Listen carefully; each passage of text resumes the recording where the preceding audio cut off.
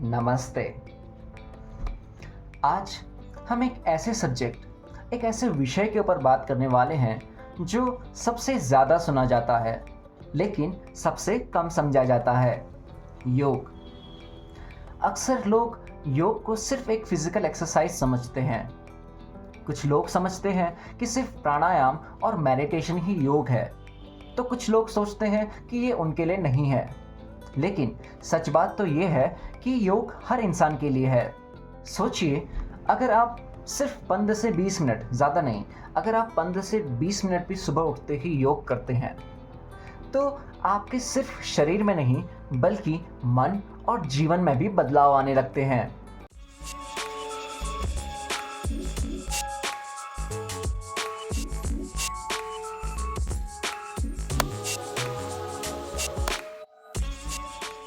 तो एक सवाल ज़रूर से मन में उठता है कि योग आखिर है क्या। अक्सर लोग योग को असल में जान ही नहीं पाते। वो उसे सिर्फ एक एक्सरसाइज या सिर्फ आसनों तक सीमित रखकर ही देख पाते हैं।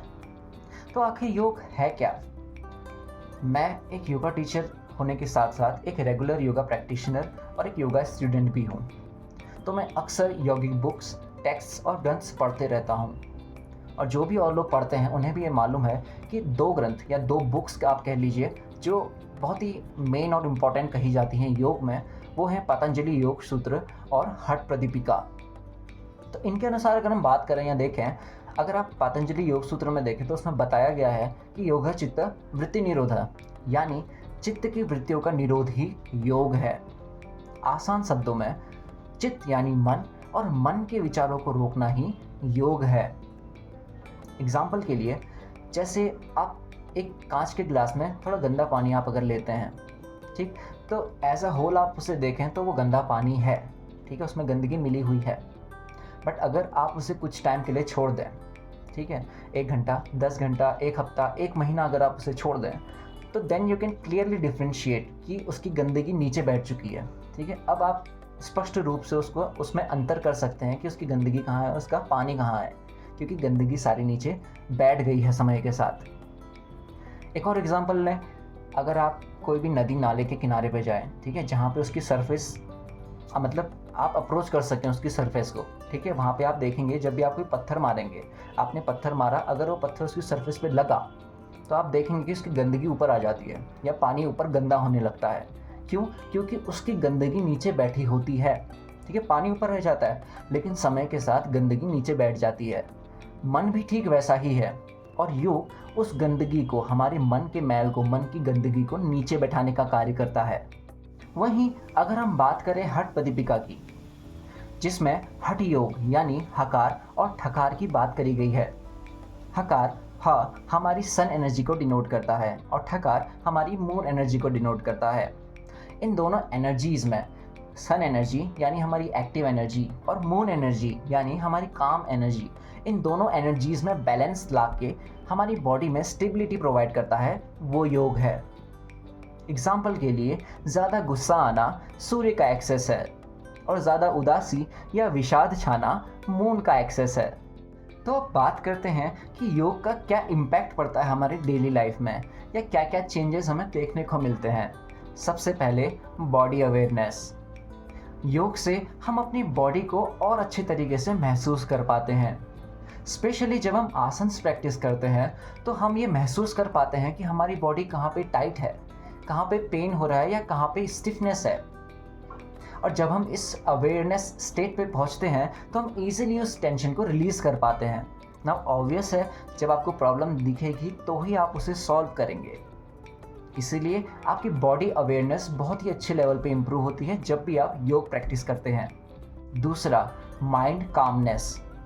नाउ अनुलोम विलोम और भ्रामरी जैसे प्राणायाम हमारे माइंड में एक शांति का अनुभव देते हैं। और ये सिर्फ अनुलोम विलोम और भ्रामरी प्राणायाम की बात नहीं है। आप कोई भी प्राणायाम करें या कोई भी ब्रीदिंग एक्सरसाइज करें, ब्रीदिंग एक्सरसाइजेस का मेन इम्पैक्ट हमारे नर्वस सिस्टम पे पड़ता है।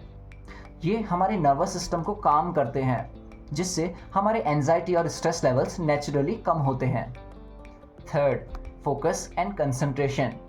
रेगुलर मेडिटेशन से दिमाग की क्लैरिटी बढ़ती है।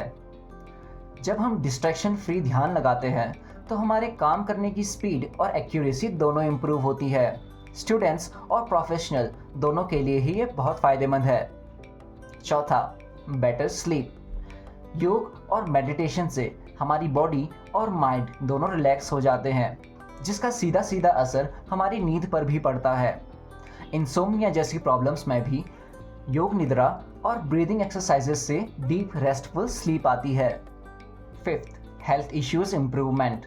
रेगुलर योग से obesity, thyroid imbalance, PCOS, back pain जैसे क्रॉनिक इश्यूज में भी इम्प्रूवमेंट आती है। ये हमारी बॉडी को हार्मोनल और मेटाबॉलिक लेवल पर बैलेंस करता है, जिस वजह से नेचुरल हीलिंग होती है। तो जब भी योग की बात करी जाती है, एक ऐसा टॉपिक है जो हमेशा अपनी छाप छोड़ता है, अष्टांग योग, यानी वह योग जिसके 8 अंग हैं।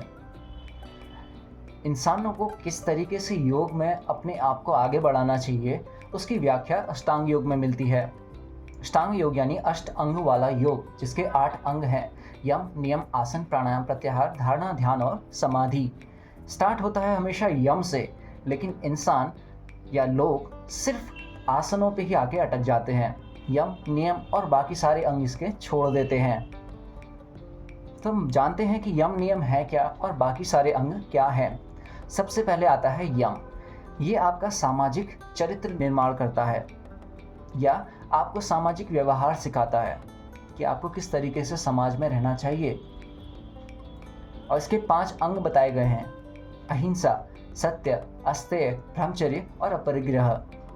अहिंसा, नॉन वायलेंस; सत्य, ट्रूथफुलनेस; अस्तेय, नॉन स्टीलिंग; ब्रह्मचर्य ना वे काफ़ी वाइड टॉपिक है। मोस्टली आजकल के लोग इसे सिर्फ सीमन रिटेंशन तक ही जोड़ते हैं, बट अपने आप को कम्प्लीटली हर टाइप के डिज़ायर से, माया से बचा के रखना या अपने आप में ही इन्वॉल्व रखना इस पर्टिकुलरली अबाउट ब्रह्मचर्य।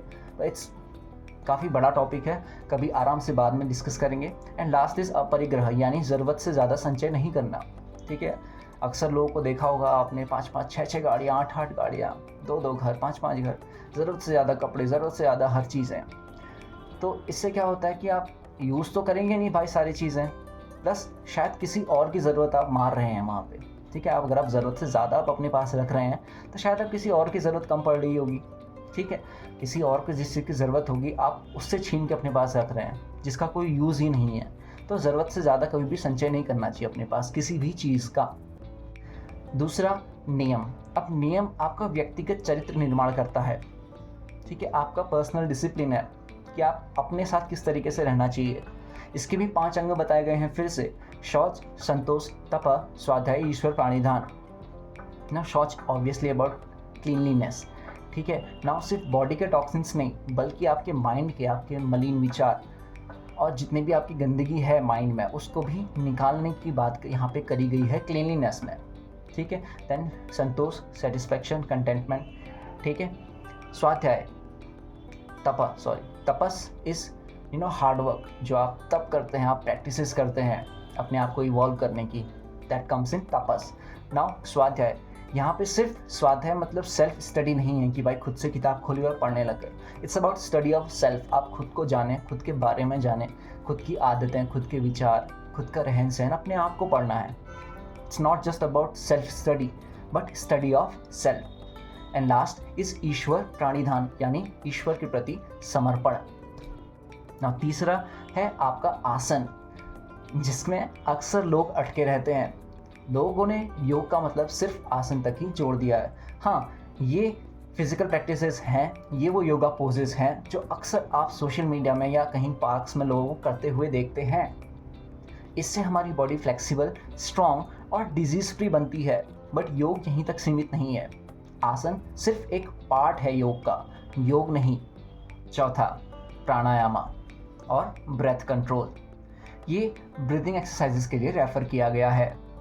ब्रीदिंग एक्सरसाइजेस से हमारा एनर्जी फ्लो बढ़ता है, माइंड काम होता है और फोकस इम्प्रूव होता है।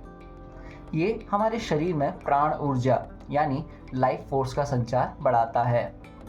पांचवा, प्रत्याहारा और सेंस विड्रॉल।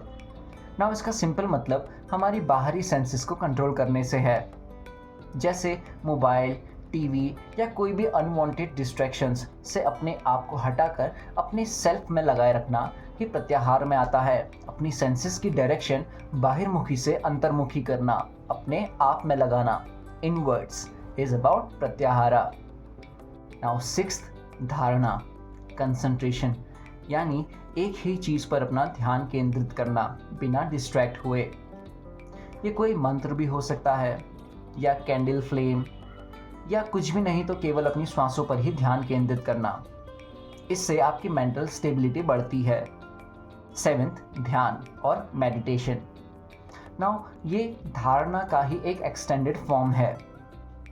धारणा, जैसे आप कोई भी नई चीज़ को जानने का प्रयास करते हैं तो उसके प्रति आप अपना एक पर्सपेक्टिव बनाते हैं, अपनी एक धारणा बनाते हैं।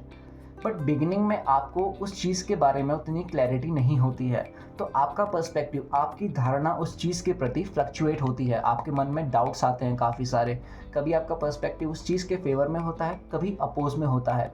ठीक है, आप डायरेक्टली उस चीज़ पे स्ट्रांगली बिलीव नहीं कर पाते हैं। बट जैसे जैसे टाइम बीतता है आपकी उस टॉपिक, उस चीज़ के प्रति क्लैरिटी बढ़ती है, तो आपका बिलीफ भी उसके साथ ही ग्रो होता है। तो आपको बार बार सेम डाउट्स और सेम फ्लक्चुएशंस का सामना नहीं करना पड़ता। आप डायरेक्टली उस बिलीफ स्टेट में पहुंचते हैं उस चीज़ के प्रति। तो वही चीज़ कही गई है कि जब आपकी धारणा, जब आपका पर्सपेक्टिव, आपकी धारणा दृढ़ हो जाती है, तब आपका मेडिटेशन, आपका ध्यान शुरू होता है। सिंपल भाषा में, जब आप बिना किसी एफर्ट के एक कॉन्टिन्यूस मेडिटेटिव स्टेट में पहुंच जाते हैं, तब आपका ध्यान शुरू होता है। नाउ एट्थ है समाधि, अल्टीमेट यूनियन। यही अल्टीमेट गोल है, जब हम अपने आप से संपूर्ण रूप से और पूरे यूनिवर्स से एक हो जाते हैं।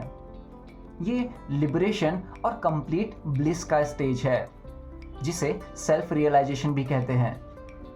जिस तरह किसी भी रोड की बिगिनिंग या किसी भी रोड का पाथ देखकर आप कंप्लीट जर्नी नहीं समझ सकते, उसी तरह योग सिर्फ आसन प्रैक्टिसेस नहीं है, बल्कि एक कंप्लीट जर्नी है जो खुद तक ले जाती है।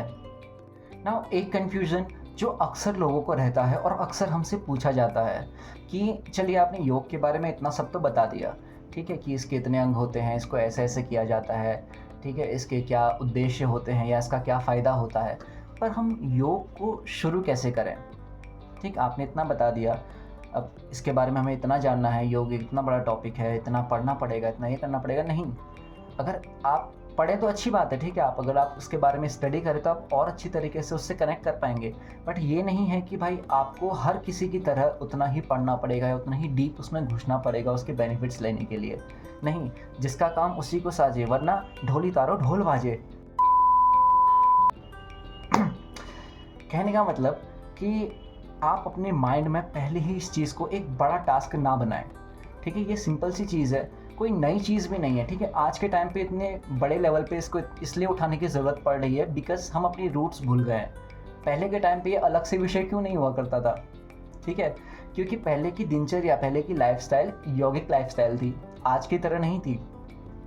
ठीक, अब आज वो चीज़ विलुप्त होने को आई है तो हमें उसकी इंपॉर्टेंस पता चल रही है, तो हम उस चीज़ को पढ़ते हैं, तो हम उस चीज़ को जान रहे हैं और उसका प्रचार कर रहे हैं ताकि वो चीज़ हमेशा हमारे साथ बनी रहे।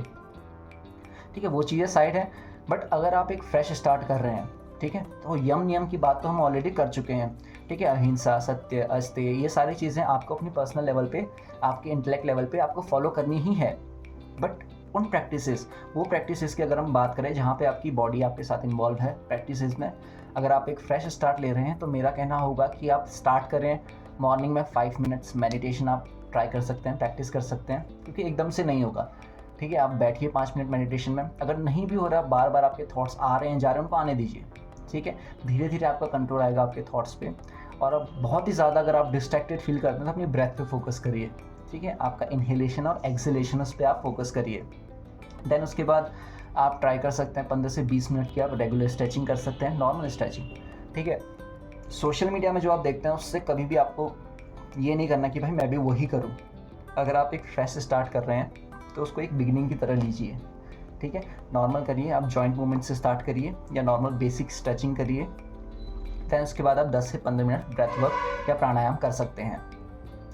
अगर आपको मॉर्निंग में टाइम ना हो तो प्राणायाम या ब्रेथ वर्क आप सोने से पहले या शाम को भी कर सकते हैं। और दिन के टाइम में अगर आपकी इच्छा हो तो आप नॉर्मल डीप ब्रेथ्स ले सकते हैं। अपनी ब्रेथ्स पे फोकस रख के आप अपनी ब्रेथ अवेयरनेस बढ़ा सकते हैं। तब धीरे धीरे इस चीज़ को करेंगे, तब जाके चीज़ें होंगी। ठीक है, आप एकदम से अपने माइंड में उसको पहले ही एक बड़ा एकदम इम्पॉसिबल टास्क नहीं बनाना है कि भाई मेरे को पर्टिकुलरली ऐसे रूल्स फॉलो करने पड़ेंगे, ब्रह्म मुहूर्त में उठना पड़ेगा, 4 बजे उठना पड़ेगा, ये पढ़ना पड़ेगा, वैसे कपड़े पहनने पड़ेंगे, मैट में करना पड़ेगा, यहाँ जाके करना पड़ेगा, ऐसा कुछ नहीं है। आप स्टार्ट करिए, धीरे धीरे आप सारी चीज़ें खुद समझने लगेंगे कि योग आखिर है क्या। तो आज हमने बात करी योग के बारे में।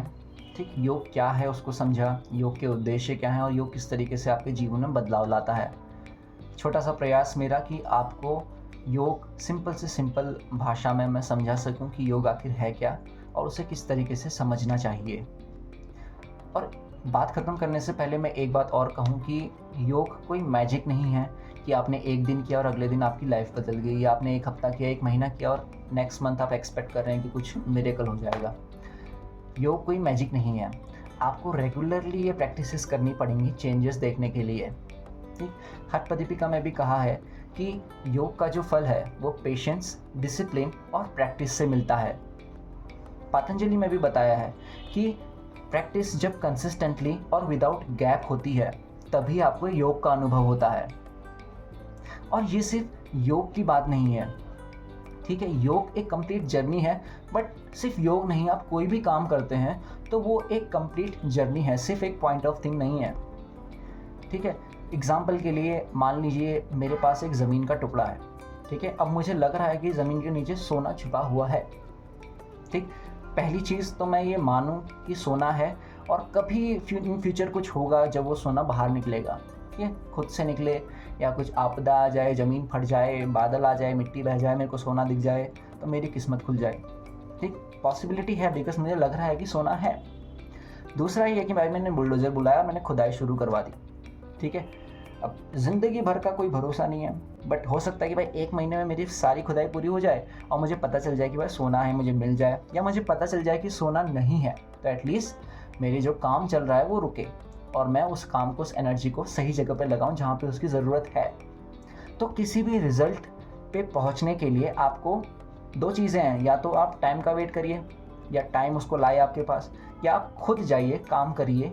इससे क्या होता है ना, देखो अगर होना होता, ठीक है, कई सालों बाद अगर कुछ भी होके वो सोना निकलता तो निकलता, ठीक है, बट टाइम गैप देखिए आप कितना लगता। दूसरा, मैंने बुलडोज़र मंगवाया, खुदाई करवाई, तो वो टाइम जो गैप है ना, गैप ऑफ टाइम, वो मैंने कम कर दिया। तो यही होता है जब आप कंसिस्टेंटली प्रैक्टिस करते हैं या एक्शंस लेना शुरू करते हैं चीज़ों को लेकर, आप उस रिजल्ट पे, आप उस पॉइंट ऑफ रियलाइजेशन, उस मोमेंट ऑफ ट्रुथ पे जल्दी पहुंच जाते हैं जब आप खुद से भी एक्ट करते हैं उस चीज़ के लिए, instead of just waiting for the life to get it to you. ठीक, तो स्टार्ट कीजिए, धीरे धीरे स्टार्ट कीजिए और आप देखेंगे कि योग किस तरीके से आपका जीवन ट्रांसफॉर्म करता है। मिलते हैं आपसे अगली वीडियो में एक नए टॉपिक के साथ। तब तक के लिए स्टे हेल्दी, स्टे हैप्पी, नमस्ते।